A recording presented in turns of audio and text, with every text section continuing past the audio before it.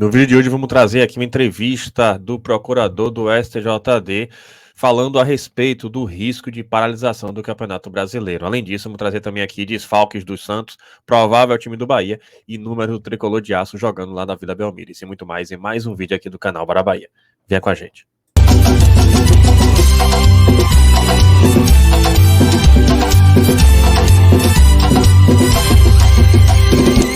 Fala, nação tricolor, um bom dia para vocês que seguem a gente aqui no canal Bora Bahia. E hoje vamos mais um plantão do Bara, mas antes disso, aquela dica que você já sabe, você vai comprar no site da Centauro, tá aqui a opção para você, cupom BARA10, 10% de desconto nos produtos vendidos e entregues pela Centauro. Você já pode aproveitar esse cupom para se somar com esse desconto desse tênis Adidas, já pelo site com 23% de desconto, mas com o nosso cupom esse desconto se acumula, isso mesmo, você ganha desconto dobrado, então o valor vai de R$ 299,99 para R$ 206,99,93 de desconto, 3 parcelas de R$ 69 sem juros, para você não perder essa chance. Link aqui fixado no primeiro comentário e também na descrição do vídeo. É simples, clicou, vai em cupom de desconto, escreve BARA10, aperta OK e aí garante essa promoção. Para completar, copia e cola esse link, espalha pra galera e também dá uma geral no site com o cupom, que tem muita promoção, beleza? Mas vamos aí ao assunto de hoje e a gente começa trazendo números do nosso tricolor de aço jogando lá na Vila Belmiro. Postagem do SC Bahia Números, tá aqui. Essa será a 23ª vez que o Bahia jogará na cidade de Santos. Até aqui foram 21 jogos contra o Santos na Vila Belmiro e mais uma partida contra a Portuguesa Santista no Eurico Mursa, um amistoso realizado em 1961. Até aqui, o tricolor venceu 6, empatou 2 e perdeu 14. Então tá aí, gente, o retrospecto não é positivo. O Bahia não tem tido um bom histórico contra o Santos, mas o jogo é jogado.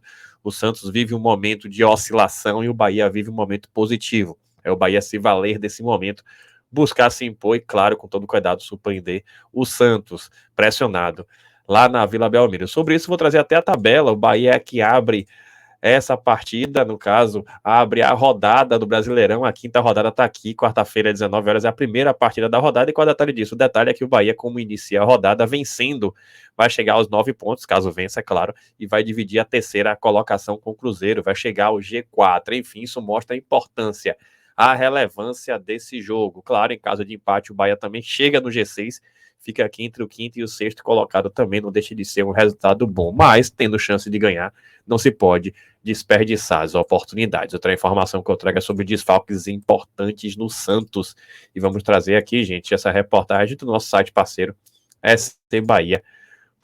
Tá aqui, ó.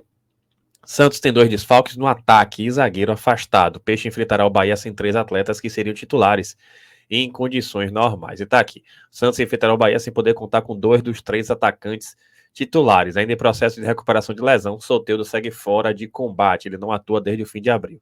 Já o novo desfalque é Marcos Leonardo, centroavante de 20 anos, goleador santista, se apresentou à Seleção Brasileira Sub-20 para a disputa do Mundial neste início de semana, assim como o lateral direito tricolor André. O terceiro desfalque é o zagueiro Eduardo Bauman, afastado por tempo determinado pelo clube por suspeita de manipulação de resultados. Por outro lado, o zagueiro Michael e meio atacante Lucas Barbosa estão recuperados de problemas físicos e são opções para a rodada. Aqui é o provável time do Santos: João Paulo, Natan, Messias, Michael, Lucas Pires, Camacho, ex-Bahia, Dodge, Lucas Lima, Lucas Braga, Mendonça, ex-Bahia e David Washington, com opção aí de Bruno Mezengue. Então tá aí, importante que se destaque. Soteldo é um grande desfalque para o Santos, que bom que o Bahia não vai ter Soteldo como adversário, e o principal que eu vejo é Marcos Leonardo ter sido convocado para a seleção e não vai jogar contra o Bahia. Enfim, o universo conspirando a favor, cabe ao Bahia fazer a parte dele. Sobre o tricolor de aço, está aqui o provável time também, claro, site parceiro sbahia.com, essa informação. Com mudanças, vejo o provável Bahia para enfrentar o Santos. E tá aqui, né? O Bahia tá pronto para visitar o Santos em um jogo válido pela quinta rodada do Brasileirão. E aqui a gente já sabe os desfalques do Bahia: os zagueiros Marco Vitor e Raul Gustavo continuam se recuperando de lesões. Everaldo, vetado pelo departamento médico, se junta ao grupo de lesionados. Além deles, Jacaré suspenso, fica fora. Caso não haja nenhuma surpresa, Cicinho será o substituto natural de Jacaré como titular na área direita. No meio de campo, Azevedo, que ficou no banco contra o Curitiba em razão de desgaste físico, retomará sua titularidade. Já no ataque, Bia deve ser mantido após o jogo com destaque. Já Everaldo fica fora por conta da pubalgia. Arthur Salles pode assumir o lugar. E tá aí, gente, provável time: Marcos Felipe, aí o trio defensivo Canu, David Duarte e a Rezende, Cicinho no lugar de Jacaré, Azevedo, Tassiano e Caulim, Matheus Bahia, ataque Biel e Arthur Salles. Então tá aí, Para mim, inclusive, deve ser esse o provável time, é o time mais coerente. Azevedo entra no lugar de Iago Felipe. Cicinho, de repente, assume a posição de Jacaré, vai depender da avaliação do nosso treinador Renato Paiva. Cicinho, inclusive, teve passagem pelo Santos, de repente, a lei do ex surpreende. E Arthur Salles tem sido mais utilizado, de repente, Mingode fica como opção.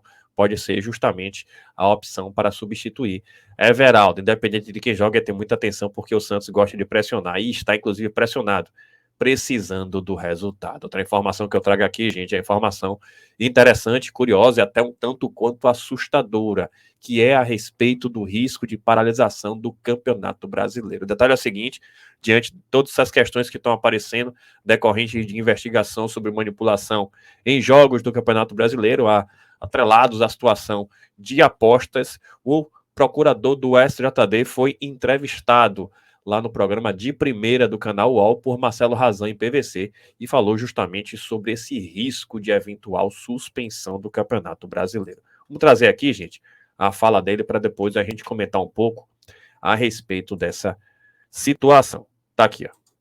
Então, a Justiça Esportiva está vendo com muita preocupação, né, essa questão de manipulação de resultado, de atletas aí da série. A priori era daqueles campeonatos, daqueles jogos de menos importância, com menos visibilidade, exatamente para não chamar atenção. E o que assustou muito agora é essa questão de envolvimento da Série A, B, e C e D. Né? Então você vê que isso realmente está refletindo em todos os campeonatos. Isso realmente é muito preocupante, até por uma questão do fair play, da prevalência da competição, da seriedade da competição, né, da transparência da competição. Então, realmente, isso a gente tem visto com bastante preocupação. O que o STJD tem feito? Eu estou fazendo um trabalho junto com o Ministério Público de Goiás, tenho falado lá com o doutor Fernando Cisconeto, que é o chefe do GAECO, e nós estamos trocando informações, e eles têm nos ajudado bastante com as informações lá do GAECO para que possamos, no STJD, determinar a abertura de inquérito e também oferecer as devidas denúncias. É o que nós temos feito aí, mas nós estamos aí combatendo, sim, essa questão e estamos muito atentos com essa questão de manipulação de resultado. De alguma forma, a primeira pergunta talvez que venha na mente das pessoas é: isso pode afetar o campeonato que está em andamento agora, ou seja, no sentido de paralisação, ou isso é algo que seria uma medida extrema? É uma medida extrema, e veja bem, mas ela é prevista no Código, né? No Código Brasileiro de Justiça Esportiva. A questão e as informações que eu tenho, inclusive do Ministério Público, é que a princípio, não há nenhum envolvimento de clube e nem das casas de apostas, né? Então, assim, o que há é realmente o envolvimento daí de alguns atletas, né? E para que se haja também a questão de uma paralisação da competição ou uma impugnação de partida, o ato teria realmente que influenciar no resultado da partida, né? Na Série A, por exemplo, que nós estamos percebendo aí a princípio, são questões de cartões amarelos, a princípio, né? Até onde nós chegamos aí com a ajuda do Ministério Público de Goiás. Então, assim, é uma medida extrema, mas é que há, sim, a previsão no Código, mas desde que haja a prova de que este ato desse atleta, ele acabou influenciando no resultado da partida. Agora, uma outra pergunta. Diga, PVC, perdão, pode falar. Isso é igual à legislação ao que era na época da máfia do apito? Ou a legislação mudou? Não, a gente sempre denuncia com base no CBJD, que é o Código Brasileiro de Justiça Desportiva. É que ele fará atuar de forma contrária à ética, né, com o fim de influenciar o resultado da partida. Então, a gente que em 2005, esse código. 2005, muita gente entendia que alguns daqueles jogos que acabaram anulados não tinham comprometimento objetivo da arbitragem no resultado da partida. Por exemplo, o Figueirense Vasco, que supostamente o pagamento era para que ganhasse o Figueirense, ganhou o Vasco e assim por diante. Assim. A legislação em relação àquela época não foi alterada, ela continua Não, mesma. ela neste ponto do código não foi alterada. Isso, eu não fazia parte do STJD naquela época, em 2005, né? Mas eu me lembro, obviamente, que isso repercutiu muito na mídia, mas foi uma decisão da época que muitos até criticaram, né? Entenderam se realmente houve, se não houve. Eu sei que o árbitro também entrou aí, foi processado criminalmente, acabou sendo absolvido. No civil também ele foi absolvido, né? Então, assim, não sei de que forma analisaram na época, né? Então, mas foi decidido assim, foram repetidos os jogos, mas naquela época havia, na verdade, era uma questão do árbitro estar envolvido, né? Nessas questões aqui não há questão do árbitro. Ali o árbitro, sim, ele poderia influenciar no resultado da partida, marcando um pênalti inexistente, né? Como, por exemplo, expulsar um atleta com uma falta que ele não seria de cartão vermelho ou cartão amarelo, prejudicaria, né?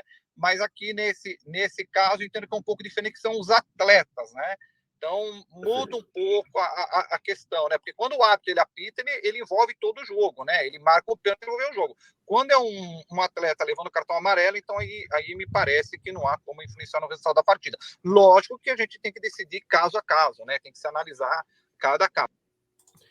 Tá aí, né, gente? Assunto sério, assunto importante, por isso que a gente traz aqui esse esclarecimento do procurador do STJD. O que é o procurador? O procurador é aquele que oferece a denúncia, é aquele que oferece as acusações em relação aos investigados. Até então, o que eu posso dizer para vocês, aqui é a opinião pessoal, até extraindo com base no que ele disse, é que a eventual suspensão do Campeonato Brasileiro é algo remotíssimo, a não ser que a investigação ela se prolongue, aconteçam novas descobertas e, diante disto, fiquem com alguns resultados aí sob suspeita. Com resultados sob suspeita, prejudicando, sim, a lisura do Campeonato Brasileiro, aí sim haveria risco de suspensão. Em princípio, as penalidades devem ser essencialmente para jogadores, deve haver qualquer tipo de afastamento preventivo até pelos clubes, como já está acontecendo, mas, por outro lado, a gente sabe como é que funciona e pode ser uma coisa maior do que se imagina, sendo maior e havendo um envolvimento mais amplo com interferência no resultado dos jogos, assim, risco de suspensão no Campeonato Brasileiro, com base até no que foi dito pelo procurador do STJD. Medida extrema seria,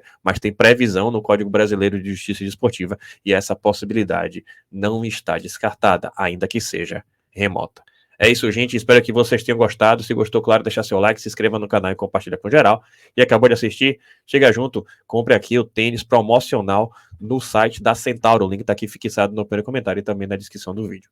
Tamo junto, saudações de colores e até a próxima.